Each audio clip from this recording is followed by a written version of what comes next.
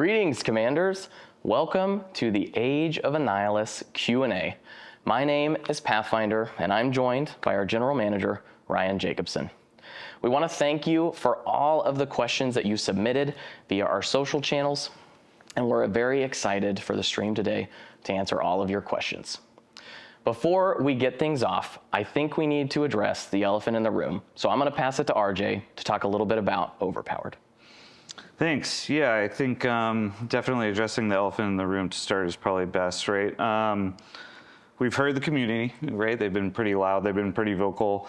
We know what people are saying about Overpower right now as it exists. I would say they just have to give us a little bit of time, right? The system has just come into the game. It hasn't even been 7 days yet. We need to really look at the data to understand, is the system doing what we thought it would do? Is it more or less achieving the goals, not achieving the goals? And then we can really kind of come back and make a decision overall on what we want to do with it. I think hindsight's always 20/20, but I think looking back, I would have said we probably should have released the PvE side before the PvP side. And right now we are still going to be releasing the PvE side. But I would say there, what we're ultimately trying to do is really tune to kind of say like an Overpower 8 range. And so that the people who have invested in a lot of their characters past kind of 8, it's going to feel really great as you're going through a lot of that PvE content. So the more investment should feel really good, and also making sure that people don't feel like the content that we're putting out there is punishing them, right? So just going straight to the top and putting it at 10, which I think would be not well received, again, given the current sentiment that we're seeing on the kind of PvP side. But I would say as it is with everything, give us a little bit of time so that we can assess the data. Like I said, it hasn't even been in the game for 7 days. We need time to look at the data, understand how it's working, how it's not working versus our expectations, and then we'll work with the player council or all the groups, the community, on kind of next steps forward, and then we can figure out what we want to do, if we want to communicate it, talk about it again, but just give us a little bit of time. Yeah, absolutely, and we'll make sure to let you guys know when the PvE portion is getting closer into the game. We'll have an announcement on that on marvelstrikeforce.com. And we're always monitoring all of the social channels, so don't feel like your voice isn't going unheard. We're definitely there, and we are monitoring all of that every day. So let's jump in, right? We're talking about the next age, the new age of Marvel Strike Force. We've collected questions from the community, so let's just get going with this first question. So will the chapters be like the showcases we have now, or will they be a different thing entirely? The chapters themselves will be something very different entirely. In terms of what we're really trying to do is take a little bit of content that, and putting a legendary on top of that wrapper, right? So being able to tell really a better arc and a better story, a better narrative of why is this legendary there? How does he fit in with a lot of the core loop? Also the teams that are coming in every single month. How do they play well, play nice together, or not play nice together, is what we're really trying to achieve. Where I think showcases more or less are highlighting one team specifically. And what we're also looking at is, are showcases actually doing what we really intend or want them to do? I think this is one of the things that when we put in the game originally, it was more or less just, can we give some content for the new team coming into the game so that players had an ability or a way to see them and kind of have some narrative around them. I don't know if it's necessarily doing all of the things that we would like it to do. And so I think right now we're also looking at, are there ways for us to maybe put a little bit more depth into the showcases where maybe they're really highlighting the counter that team is great against, right? Or a lane or a mode or modes that they're gonna be good in, and so that we can really showcase them in a better way, because that's really what the showcase should be, right? But I don't think that right now we are at a point where we want to stop where they're doing what they need to do, but more or less the chapter itself is going to be just a 3-month-long period where all of those newer teams that are coming in every single month are going to have an arc or a story that goes along with that legendary character that is inside of that chapter. And then who knows, maybe Annihilus is showing up as well and rearing his face, and then he's off into the distance again. But there's a lot more that we want to do in terms of just driving that immersion that I think sometimes our game does a really well job of, and then sometimes we fall a little bit flat. And I think that this chapter system allows us a lot more kind of area to play with to do some cool things. Yeah, and is it still going to be kind of the, like, every time it's a campaign, like you're going through missions, or is there any, chance that we might even change that up? I think there's always chances that we're going to change everything up, right? I just think we always think of, like, what is the best idea to try and, +1 what we've done prior. And so right now we are talking about kind of just the showcases themselves and campaigns. Is that the right way for us to always unveil content? Or is there something else that we can do that, there's so many systems in the game that we could potentially be pulling from. So there's nothing super concrete either which way that we want to go, but we just do know we want the showcases themselves to do a little bit more than what they're doing currently. Yeah. Well, I think that kind of covers that question. Let's jump to the next one, which is when in May, because we've announced that it's in May, but when do you think in May the Age of Annihilus will actually begin? Yeah, I don't like to put ourselves into corners sometimes, right? So when I give out specific dates, we're definitely held beholden to those dates. Early May is when we are really aiming to get this thing ramped up and going. As I think we said on our little videos we did earlier, there's a lot of people that are hard at work to make this into a reality. Yeah. I don't think that people understand kind of the effort and the work that goes into what we're about to do. But right now, the ultimate goal is that we kick it off early in May. And then as things start to get into a better position where we can start to release kind of more of the feature plans that we have, whether that's around kind of the legacy shop or conversion, all of those things will start to trickle in over time. But we can't just go on, right. On this date, everything's going to go out. I wish that was the case. But unfortunately, there's a lot of work. But the Age itself will start very early in May. Yeah, and there's a lot of super passionate people that are working on this, and it's exciting to be in the final leg, right? Of it's almost here. We just got to wait a little bit longer. Yeah, I would say I'm really excited. Some of our developers maybe yes and no, depending on who you speak with, because it was a lot of work, right? It's a lot of effort, and we put it on the team very, very quickly. Kind of the turnaround and the ask there was, let's go get this done, and let's get it done now. And instead of, hey, let's plan this out and then let's take half a year to ensure that when we roll it out, it's going to be the correct way. We really wanted to kind of bookend it, right, with the Professor X conclusion, which put us into kind of a bind, right, because there is time now. And so there will be, Age of X will conclude, and then shortly after, we are jumping right into the Age of Annihilus. Yeah. Well, let's jump to the next question. We kind of talked, in our videos about legendary characters, but this question is, new legendary characters, how are they going to be acquired after their chapter's done? Will shards and red stars be added to trials? What kind of method are we looking at as far as that goes? Yeah, as we kind of talked about, we're still really figuring out the details. Fortunately for us, we still have 3 months, right, to kind of figure out the details behind the catch-up mechanic. We will put time, energy, and focus into the catch-up mechanic. We know that there's going to be players that are going to be coming in on, say, month 2 or month 3 of a given chapter. We don't want them to be at necessarily an unfair advantage, or just maybe you missed out for whatever reason, right, on this legendary character. But hopefully, of course, that doesn't happen with a large portion of our audience. But what we're thinking is that more or less, you will be able to earn shards of those characters in this catch-up mechanic, as well as the red stars. But I would definitely triple down on, you want to get the character inside of the chapter, because probably the investment that you're going to need to make for the catch-up mechanic is going to be greater than what you would need inside of the chapter. Yeah. A lot of people are, we had Xavier, right? He's not necessarily a dark dimension. We've also had Odin that was a dark dimension in the same year as Mephisto. So I think on a lot of people's minds, will Annihilus be the next dark dimension reward, or will he have his own saga unrelated to dark dimension? Yeah, I think there's a couple of things there, right? Because I remember in looking and talking to our player experience team, there was a lot of people that were just like, oh, they threw Odin in the game, that wasn't planned. And it was like, no, it was very much planned. We are always evaluating the content that we put out and kind of the way that our players engage with it to better understand, like, is it actually doing and serving the purpose that it is intended to do?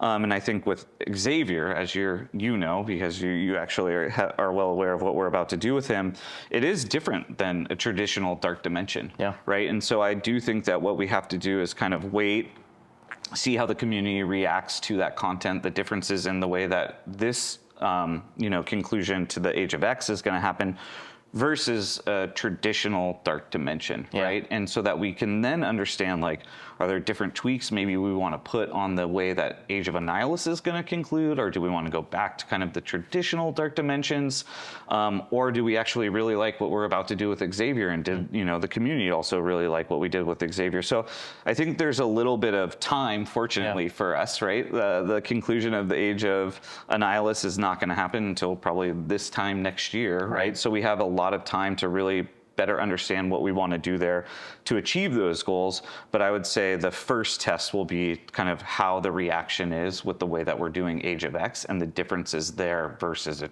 normal kind of traditional Dark Dimension. Yeah, it's certainly going to be different than a Dark Dimension. I'm excited to see the reaction.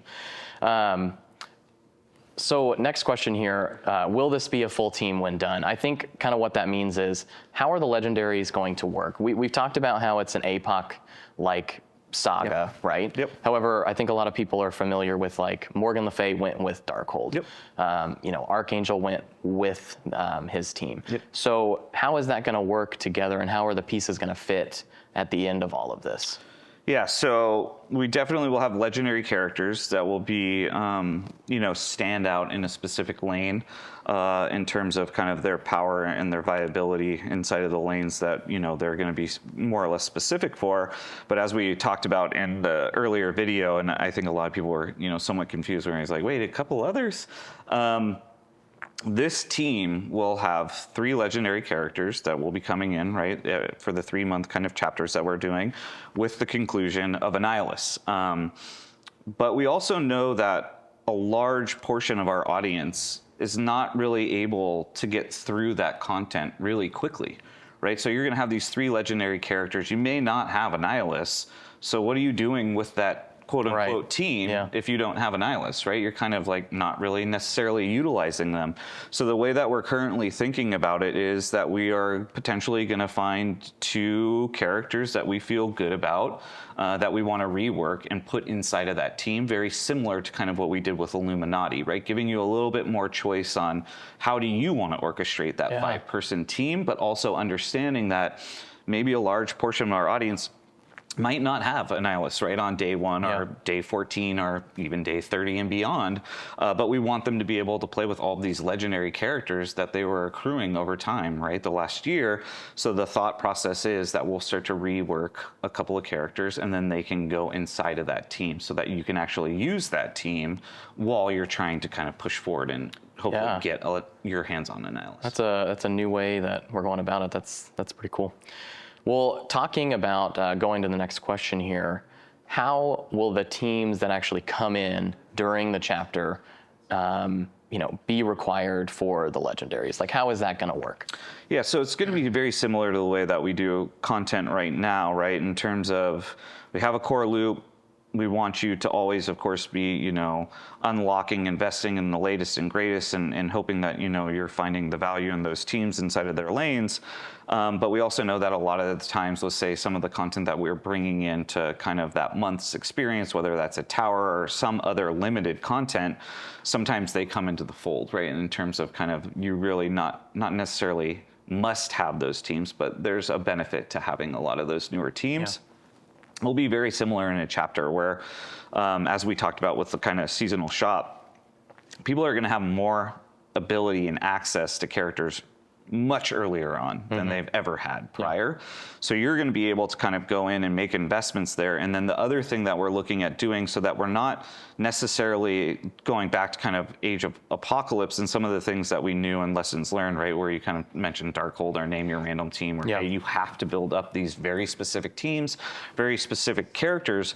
What we're actually talking about right now is doing kind of a chapter trait, right? So that inside of the chapter, all of these characters are going to have a chapter chapter trait, and then as we're releasing content, there might be that chapter trait requirement, but it's not necessarily going to be super specific on necessarily a team, right? Where, hey, it has to be, say, Vigilante as an example, but rather you could be bringing in a few of these teams into that content that we're going to be giving out inside of the chapter itself. Okay, so it's less about like hard requiring a team, more about, hey, we're going to open it up to, maybe however many characters, right? But it's going to be more of a trait-based system. Yeah, and that way, I think, again, you as a player, there's still probably going to be advantages, right, to bringing in a specific team itself, but you as a player can make a choice of, no, I really want to invest heavily in this character on this team and then this other character on a very different team, but knowing that they have that chapter trait, you could actually start to try and push them into the content, whether that's, a Scourge, a Trial, whatever. Yeah. So that we're trying to provide more kind of player agency and player choice,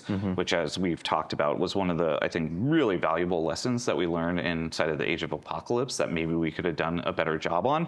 So we're going to finick with things, right? We're going to kind of test some stuff out and see what works, what doesn't work. And then, as always, we'll kind of iterate until we get it right. But right now, the way we're looking at it is you're going to have a chapter trait. Nice. Well, moving on here, the 3 legendaries that are going to be a part of each chapter, are those going to be required to get Annihilus at the end? I don't think, again, like we haven't even gotten to that Annihilus content yet, right? The way I've been describing it to the team, the way I'm envisioning it in my head, is that they're not necessarily a requirement, quote unquote, but what I would like us to find a way to do is to somewhat accelerate you or get your foot through that door, right? So that I jumped through all the hoops that you guys wanted me to through this kind of each of these chapters, I powered up all of these characters. How is it helping me to try and get some type of progress on Annihilus in some way, shape, or form? That's more or less the way we're thinking about. So I don't know if it will necessarily be a hard requirement or something you definitely will want to help you and incentivize you through that kind of first step or gates through Annihilus. But in some way, we want the players to feel like their time, that investment that they put into the game and to help them or accelerate them in some way, shape, or form as they're trying to unlock Annihilus. Gotcha. Well, moving on here, this next question is interesting. Does the team have plans to focus on long-term viability for required teams? Is there a plan to make sure required investments for ages are going to have like a longer-term payoff, just besides getting the legendary character? Yeah, I think we always look at kind of the long-term viability of teams, and we try and make sure that, people's investments, whether that's through their time, through their money, goes as far and as it can, right, in terms of just length. But also at the same time, we know that with the way that our kits work and the abilities work, that sometimes there's always a counter to an existing team that is going to come out and it's going to kind of knock them out a little bit. But we do want these characters that we're putting out right now, especially the legendaries, to last, so that you feel good about that investment that you put into it. But with teams, we are always looking at kind of how long should this team be viable in their lane. And I mean, for me personally, there's still a lot of older teams that I use daily that I get a lot of value out of. So we're always trying to make sure that as players are pushing and trying to push for that investment, that their investment goes as far as we can make it go. Right? Yeah. Well, this next question might be, a little bit of a teaser, if you will, but will the Fantastic Four be a requirement in the Age of Annihilus? Yes. Yes. The Fantastic Four, if we didn't do anything with them, given, how much hype is going around right now with the upcoming movie and the cast and everything that they're doing, for us, there's a lot that we're actually doing on kind of the UA creative side that we're already starting to get ahead of, that I'm very excited about. Yes, I've seen some of those. They look pretty cool. It's going to be fun, man. It's going to be really, really fun. So yes, I think, the Fantastic Four will 100% be a part of the Age of Annihilus again. I think that would be a massive miss on our behalf if, number one, we didn't have them come in, with the Fantastic Four movie, but also Annihilus is just, he pairs so well to the Fantastic Four. That's, again, one of the main reasons that we actually chose him for this upcoming age. So yeah, you will definitely see some Fantastic Four this year. Very cool. And that movie's coming up soon, so it should be should be a good time. Yeah. Speaking of movies, you got a little shirt on there. Thunderbolts. Really excited for that. I wonder if that's like a mini spoiler tease right there. You never know. You never know. You never know. Maybe chapter 1. Who knows? Who knows? Could be whenever. Well, that would be exciting, huh? I'm looking forward to it for sure. Same. There's a lot of characters inside of the Thunderbolts team that I really resonate with, so I'm looking forward to that movie. But yeah, I would hope that something happens within the game. You know? Yeah, we'll see. Yeah. Maybe everybody voted on it too. Yeah, maybe. All right, we'll jump in here to the next one. It might be a little bit early, but how is Annihilus going to be able to actually take on Odin and Mephisto? I mean, they're so powerful in this game. Is there a new mechanic we can expect with him? How's that? I mean, again, like Annihilus is, he's a year out. We always put, and I mean, our character and combat team does an amazing job with kind of the abilities and the kits that they put together with any character, but let alone kind of what we call the T0 characters. They put a lot of time, a lot of effort, a lot of energy into those. So I would be shocked if there was not a new mechanic when Annihilus comes out that he is countering something that is very important and critical in kind of the current meta at that time. Yeah, and every time we have one of these really big chase characters, the meta just shifts, drastically around them. So it'll be interesting to see, with all the mechanics that we have now, what is that new mechanic going to be? It's something going to be that will probably powerful. make my head explode. Well, we're going to shift a little bit here to kind of talking more about like economy type questions. So what's the plan right now for gold and training material availability? Yeah, so I think everything that we've kind of said that's in the legacy are what will become the legacy shop. So your current shops that you see today, nothing's going away. What we want to do is inside of the seasonal shop, put more valuable items than we've ever been able to before. So the plan is that, you're going to see training mats, you're going to see gold, you're going to see a lot of those things come in.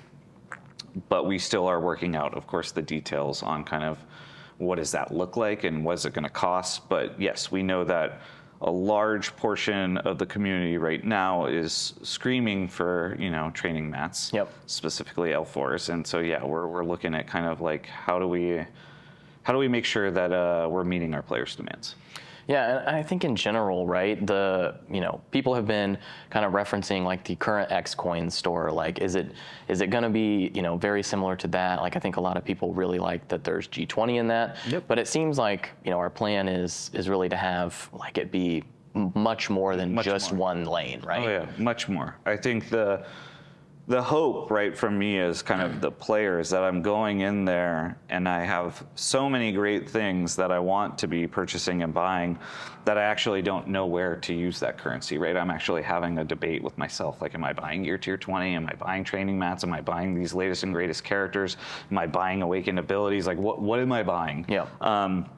And that's ultimately the goal of this shop. And so, we want to make sure that, to your point, the way that our kind of current shops have worked is it's been more or less tuned to kind of one, maybe two specific things that are of really great value to the community.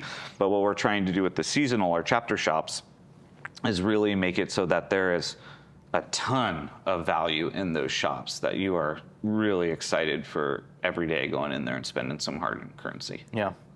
Well, moving on here, talking about currencies, which currencies are we going to be able to convert? And I could probably speak to this a little bit. In our recent blog and our video, we talk about all these different currencies. We do have... Do we have a lot of currencies in the game? We have, I would say, a significant amount of currencies right now. And there are, of course, some that we really can't convert right now, right? I mean, you're talking about like the costume shop. There really isn't a way to convert those credits. Nope. The Elite store, there really isn't a good way to, convert that stuff because there's stuff in there right now. That's correct. So where are we at as far as like currencies that we plan to convert? And I know that, timelines are kind of up in the air, but if you can address any of that. Yeah, well, I'll throw it back to you. I'll let you talk about the actual currencies, right, that we know we're going to be converting. But I think to answer one of your other kind of comments was we know the custom shop isn't really adding the value that I think we would like to. And there's so many rad costumes, right, that even me as a player that came in later on after the game had started, that I never had access to. And so one of the plans as we go into these kind of ages is to revitalize that costume shop and start to make sure that it is refreshed much more frequently than it has been in the past, so that you can go in there and start to use probably some of the currency that you've built up and you're just kind of waiting for something to drop in that shop. And I think we also have some great plans for kind of some more future costumes that we're going to be building out this year. But yeah, I don't know if you want to touch on the actual currencies themselves. So in the blog, right, we're currently looking at like Arena, we're looking at Blitz, which also includes those gear credits. We're looking at the War store, we're looking at, even potentially Cosmic Crucible store as well. And so, I think at least like V1, right, that's kind of the plan, to merge all of those into this legacy currency and then move forward from there. That's correct. And I mean, everything you just mentioned is a lot for us to kind of just start with. And then over time, we'll start to really evaluate kind of the existing shops and those currencies and the value that they're still adding, so that we can kind of make updates or changes to them as needed. Yeah. Well, moving on here, continuing to talk about currency, we're talking about the Legacy Store. How will players earn currency to purchase items in the Legacy Store after that initial conversion happens? Yeah, after the initial conversion happens, there still will be, because as we thought about this, right? Like a lot of the times when you're doing design, you're thinking of kind of the current players, the current player base, which are more or less a lot of what we call, kind of end game or tip of spear players that have been probably playing this game for 7 years, but we still are bringing in new players every single day, and we want them to, of course, be part of these chapters and kind of the age. We're trying to really accelerate them into it, but there's still going to be sort of quote unquote left behind with a lot of the items that maybe are of great value to them in those legacy shops, right? And they won't necessarily have access to that currency anymore, right? So we want you to be able to convert your seasonal currency or your chapter currency into a legacy currency if you so choose, so that you can still have a lot of player choice, player agency around what are you actually buying with kind of the currencies that you've earned. I think there's also a longer term kind of thought or initiative that we have to look into and explore of how do we make sure that the players who are coming in are having some exposure to that legacy currency in some way, shape, or form, so that they are starting to accrue or build up a wallet, so that they can kind of spend on that the legacy items without having to potentially use their seasonal currency on that or their chapter currency. Okay, so we're looking at more of a, convert it at your own risk right now, at least short term. Yeah, short term, again, like there's so many things that we're doing right now. So we just want to get this out, get it into our players' hands, and then we can start to iterate, which is one of the Scopely tenets, iterate to greatness. We can continually iterate on the way that this will feel for newer players coming in, because we also don't want them to feel bad and have to make that choice, right? Where I could be buying potentially these really great new teams or the latest and greatest in terms of gear tier or whatever it might be, and now have to go potentially convert that into a currency to go buy some really old gear as an example. Gotcha. So we were thinking about that. Kind of moving on to the next question here, which is, will Crimson gear, so talking about G19, G20, additional training materials beyond what's currently in the Arena shop become available in the Legacy shop? Yeah, over time they will. We always want the latest and greatest to be in the chapter shop, right? Yeah. But over time, the Legacy shop will improve, right? Now, we're not going to set anything in stone on kind of dates, right? Because then again, we'll be beholden to that. But the plan would be that as things age or kind of age out of being kind of the most relevant thing that our players need, they will eventually start to hit that legacy shop, and then a lot of players will still have a pretty significant balance that they can spend on a lot of those items. Yeah, and at this point, we're talking initial conversion happens. You're looking at like minimum 3 months before anything really would even move into there. Could even be longer. That's correct. And I think for some of those items, it will probably be longer. I think one of the things we're really looking at trying to do is make sure that the characters start to move into the shops, both shops, really early, but then they'll also probably hit the legacy store earlier on than they ever have before, in terms of you being able to really try and power up a lot of those characters. Yeah, which is, I think that's a really big win as far as characters being available sooner. Yeah, I think, the chapter shop, the seasonal shop, I can guarantee that they will be the earliest that players have ever seen them in terms of your ability to go in and start trying to unlock or power up those characters. Well, moving on here, talking about the Intel store, which is the seasonal store. Is there going to be a weekly or monthly cap on Intel? I think as far as like how much you can earn, also like how much you can actually buy in those stores. Yeah, so as we kind of noted, the currency is not going to be something that we sell, right? So if you look at kind of like you were mentioning a second ago, X coins right now, you can go in, you can buy just a direct offer of X coins. That is what we mean by we are not going to be selling this currency. The cap would really be based off of your engagement, right? Like there's not going to be necessarily like, hey, we're going to cap you at 1 million credits or whatever it is, right?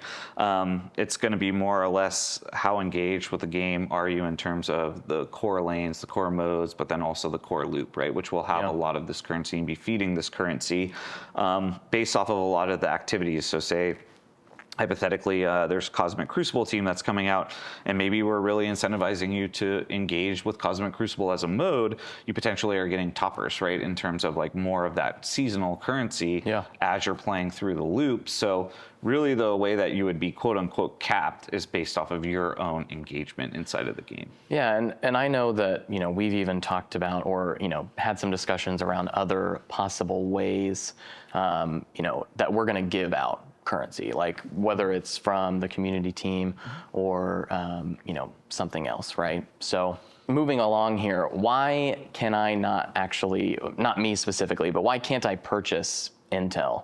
Like what is the decision behind that?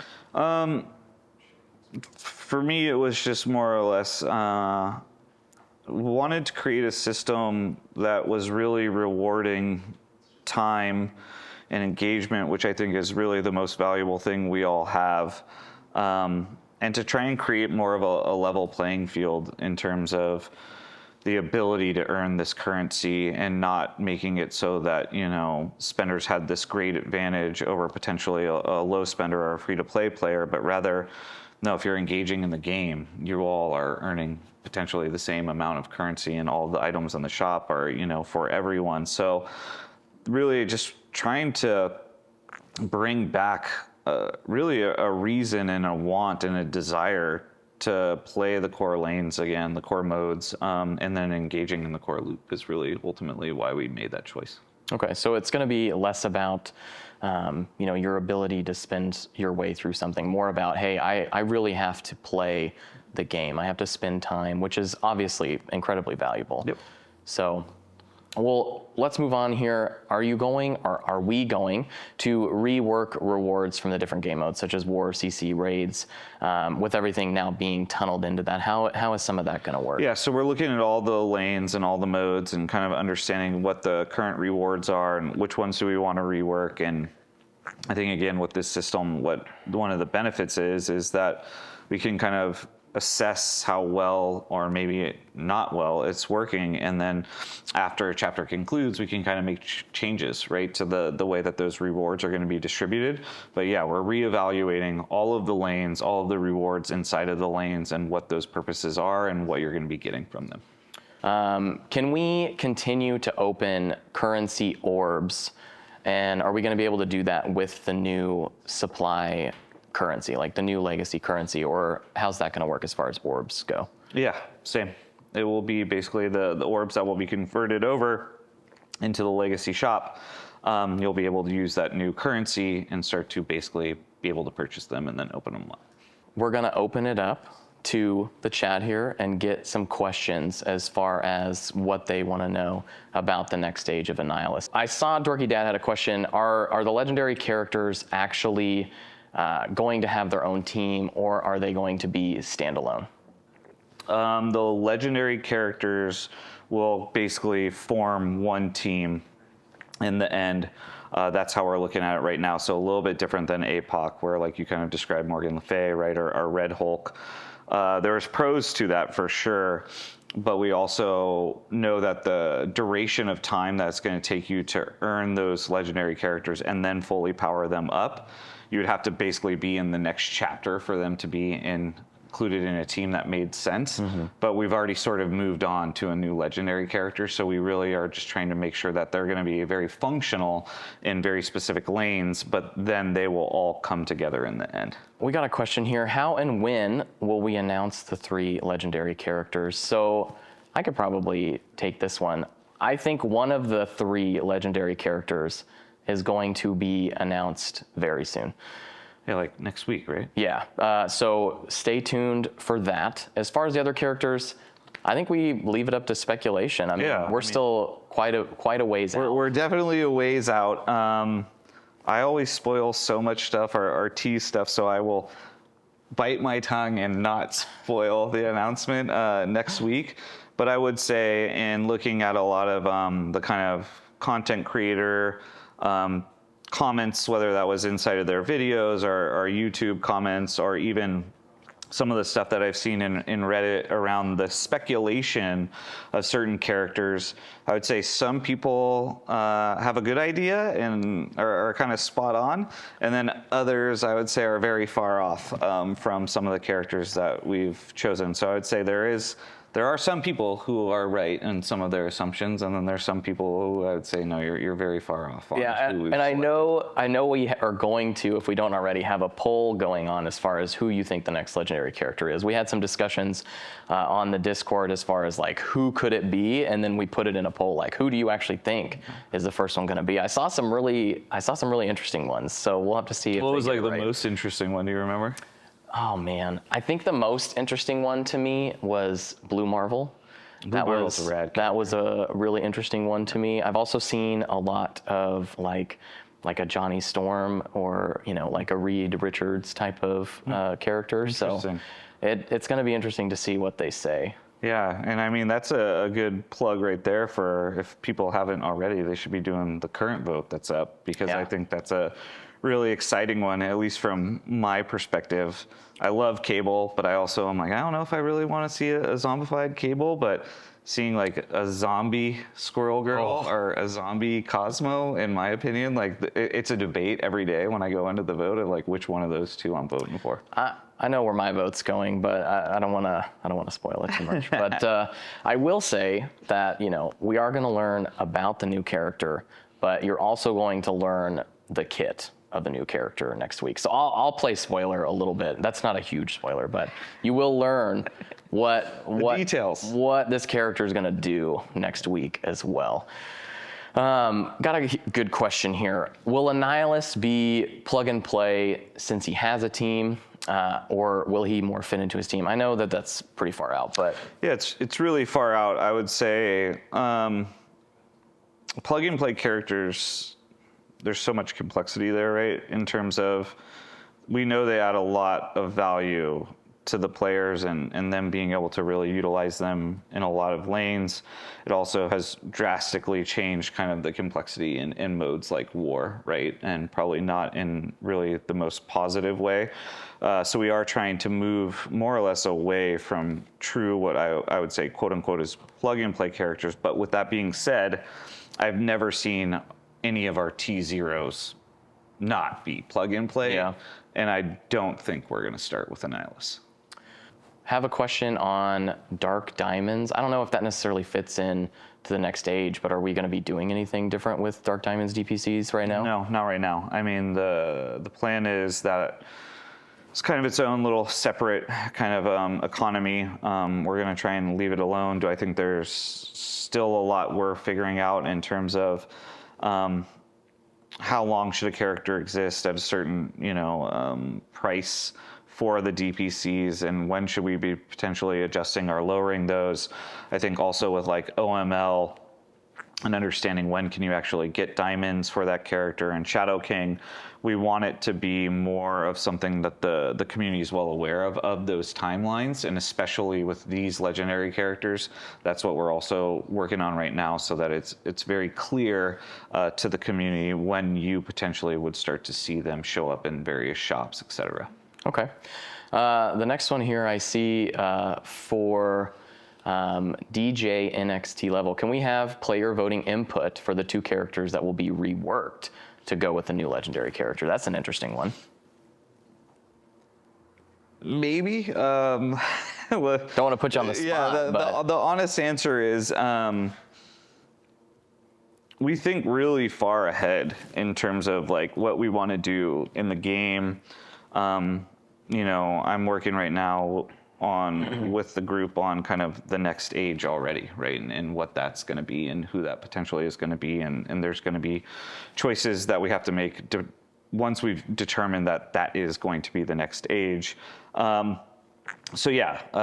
me get back to the group and we can see if we could do that. I think it'd be really fun. I just think that the characters that we have to kind of select from are already somewhat limited in terms of kind of the power that these people are going to need to have. I feel like I can already, hear the combat team screaming into their computer right now of, what do you mean we're going to vote now? Hopefully they're just not watching right now, right? That's the true, honest answer. Right? All right, next question here. Is the narrative for the Age of Annihilus going to be as cinematic as the Age of Apocalypse? Well, in all honesty, I hope it's more, right? I think that's what we're trying to deliver against. That's why when we thought of these changes, that sense of kind of immersion that we really want to deliver on. And again, like our groups already do an amazing job, right? Like what we call our missions team that provides a lot of the content and the narrative that they have already is great. Now, do I always kind of want to one-up that? Yeah, I definitely do. And so the hope is by us already kind of saying, hey, it's the Age of Annihilus, we want to bring him into the fold much earlier on, right? With like Xavier as an example, yes, you knew he was there, but he wasn't really part of the story and the story that we were creating throughout the year. It was these little bits and characters that would come in that would ultimately come into the Age of X. And what we want to do differently is be able to play with these characters and tell a different story arc, right? So maybe there's a world, like I said, where Annihilus is coming in real early, right? Now, you may not, as a player, be able to get your hands on him, but he may be able to get his hands on you. I remember some of the cinematics when Apocalypse was just coming out. One of my favorite ones was when Rogue and Gambit were fighting, and all of a sudden, Shadow appears, Morgan Le Fay comes in and takes Rogue, and then Apocalypse comes in, also takes and converts Rogue into the dark version of Rogue that we got. I have to expect that there will be some similar things that we do as far as cinematics go. I totally agree, and I think the internal group that we get to work with that puts a lot of those creatives together. They do really an amazing job. I mean, we have so many people that really love the ability to kind of create the content around the IP and the characters and really bring them to life. And so I think our hope is that we're really gonna make this age, and again over time, because there's already so much we're trying to do, that as we're moving into say chapter 2, you're gonna notice changes, and then by hopefully the time we get to chapter 3, you're really gonna feel that sense of immersion. And then I think we're gonna learn a lot from this current age of the things we want to do different for even the next stage, right? And so that we're already gonna again continually try and one up ourselves. But my hope would be that the next stage, day 0, you come into the game, you're gonna be like, oh my God, I feel like I'm immersed in this world. Here we got another question. When you say the Fantastic Four will be required, are we talking legacy Fantastic Four characters that are in the game, or are we talking strictly new? I think we always try and utilize a mix of both.